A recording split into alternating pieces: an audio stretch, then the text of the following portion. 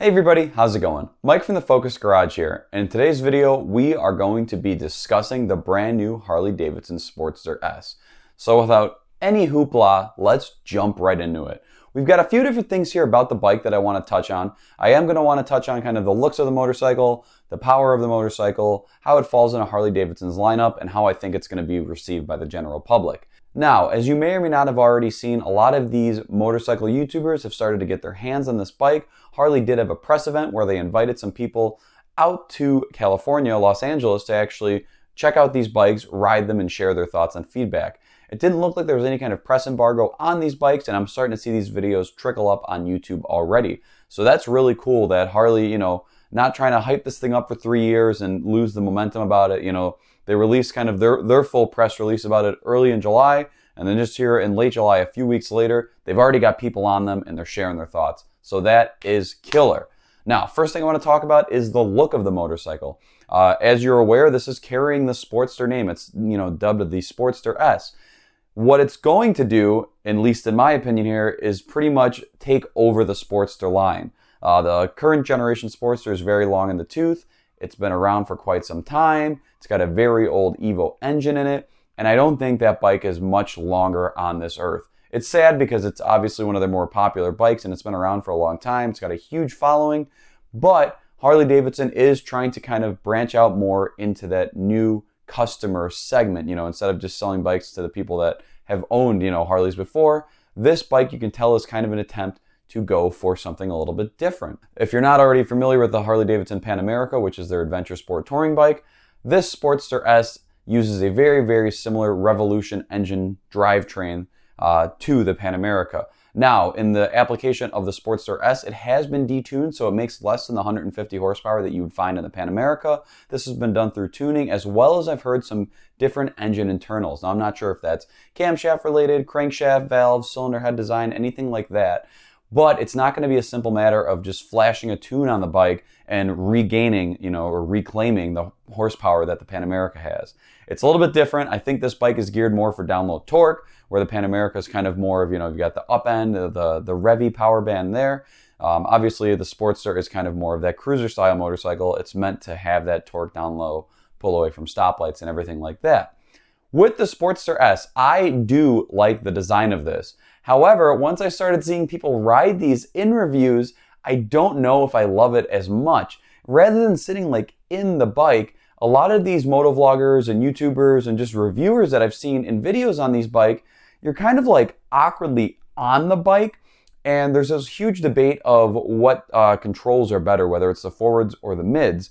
And Harley, of course, is making the controls that you want a $700 option. So I feel like it's going to be one of those things where you buy the bike and it's uncomfortable. You have to spend $700 to get the controls that make the bike comfortable. That aside, I would almost describe the look of this bike almost as if a mini Harley Davidson Fat Bob. I think, that kind of rectangular pod LED headlight is very, very similar. You've got, the chopped rear fender, the high set exhaust, everything like that. I do think this is a pretty aesthetically pleasing bike.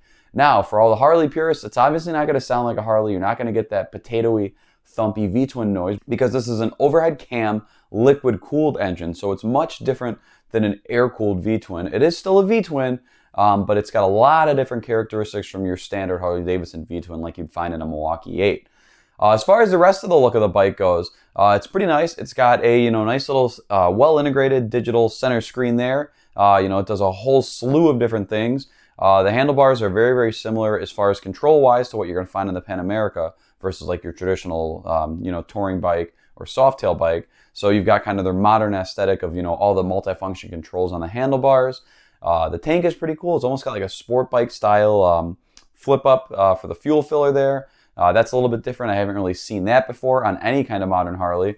So again, it's a pretty big departure styling-wise. Yes, this is still, at least in my opinion, something that's very, very easily identifiable as a Harley Davidson motorcycle, especially since it kind of mirrors some of the styling of the Fat Bob there. But it's also significantly different from the Sportster that it kind of replaces, even though it is still being named a Sportster. What's going to be really interesting to me about this motorcycle is to see the different trim levels / configurations or models that they end up making this bike.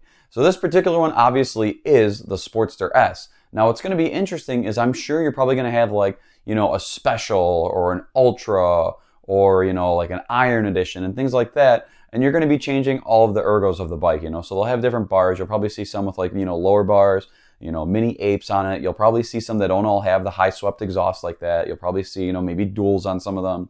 They're going to have obviously this modular style platform, and they're going to want to build it out to sell as many different versions of the same bike as they can, which is cool because I know that this design that they originally came out with isn't resonating with a lot of people. I've heard some discrepancies about the way people look sitting on the bike, some discrepancy about the fatter front tire, the high exhaust, some of these things that a lot of people like, others don't. So I think it's going to be a very, very traditional Harley in the sense that, one, there's going to be a gigantic aftermarket for parts for this. If you don't think that Harley Davidson has given the dimensions for like the intake, the exhaust, the bars, the risers, stuff like that to aftermarket companies, you're crazy. I bet there are so many companies that have got so many parts in the works for this bike. So just like any true Harley, you'll be able to customize this bike however you want to have it set up for whatever you need to do with it. So I think that's really exciting to see. I think it's going to be cool to see what kind of Harley offers with different variations of this motorcycle from the factory. If you want to get real into the stats, I'll link the actual information about this motorcycle on Harley's website down below, so you can see things about, how long the bike is, what it actually weighs, everything like that. But what's really interesting to me about this motorcycle is just kind of where it slots into the cruiser market. The Sportster is currently Harley Davidson's entry-level motorcycle, aside from the Street Rod, which is no longer, they don't make the HD Street anymore or anything like that. The Sportster is the least expensive motorcycle. So when you take an $8,000 to $9,000 bike, and now if you get rid of that, and the next closest thing you have is the Sportster S, and it's $15,000, you've essentially made a bike that's not very similar at all to the bike that it replaces, and now you've increased the price by $5,000, $6,000. From a selling and marketing standpoint, I'm very, very interested to kind of see how that one works out there. And what I also fear for this bike is that it's going to take sales away and kind of cannibalize into their Softail line of bikes. Now, I have ridden just recently actually on a demo day the Lowrider S and the Fat Bob, and I can tell you just on paper alone, I bet this Sportster S is going to outperform those in pretty much every measurable way. So that's interesting too when you're looking at like an $18,000 to a $20,000 Lowrider S, which is Harley Davidson's most performance-oriented Softail bike, which is going to be just probably wiped all over the floor by this significantly less expensive newer motorcycle. So I don't know if that's going to be kind of two different customers the way that lines up, or if it's just something that they're going to run with it and see how it sells. I'm not sure. I do think it's pretty cool that you're getting more performance compared to some of these Softail bikes in a cheaper bike, but it is weird to me that you would name it a Sportster when it's also significantly different and more expensive than the Sportsters that currently exist / maybe going on their way out there. The other interesting thing to me is what exactly does this bike compete with in the grand scheme of the motorcycle marketplace? In my eyes, this looks like it would be something that competes with the Indian Scout or like the Scout Bobber. I don't really see it competing with something, like a Honda Rebel 1100 or something like that. I feel like, that bike I think is around $11,000, so significant price difference, but that's kind of its own little class of bike, I feel. I feel like if this was to compete with anything, it wouldn't be a bigger bike, like the Super Chief or even, like a Softail or anything like that. I feel like, with this being a smaller bike, it's meant to compete directly with the Scout. So even with that, Scouts range in price too greatly depending on, how you option them and if you're getting the Scout Bobber or just the standard Scout.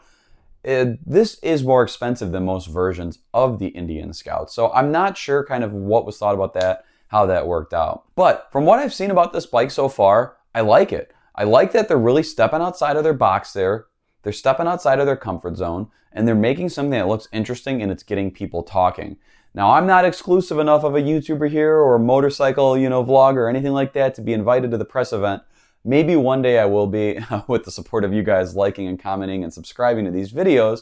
But I definitely do have some motorcycle envy and jealousy of those people that were able to go out there to that press event and be some of the first people to, throw a leg over this bike and go ahead and rip it through the LA canyons and stuff like that. I always do feel, though, a lot of these reviews are a little bit biased. Harley, maybe, I don't know if they're paying these people or if they're just, trying to build some hype around something. A lot of the times I feel these reviews are, it's new and people want to be excited by it. But, once you get more people to check out these bikes, you kind of see the honest thoughts and feedback about it. I'm hoping that Harley Davidson brings this bike as a demo bike to the International Motorcycle Show that comes to Chicago, Illinois here later this fall in late August. I can't wait to check it out if they've got it there. I can't wait to see it in person. I'm already seeing advertisements for this bike to say, go to your local dealer and check it out. I was at one last week and I didn't see the bike yet, so maybe they'll be rolling in soon.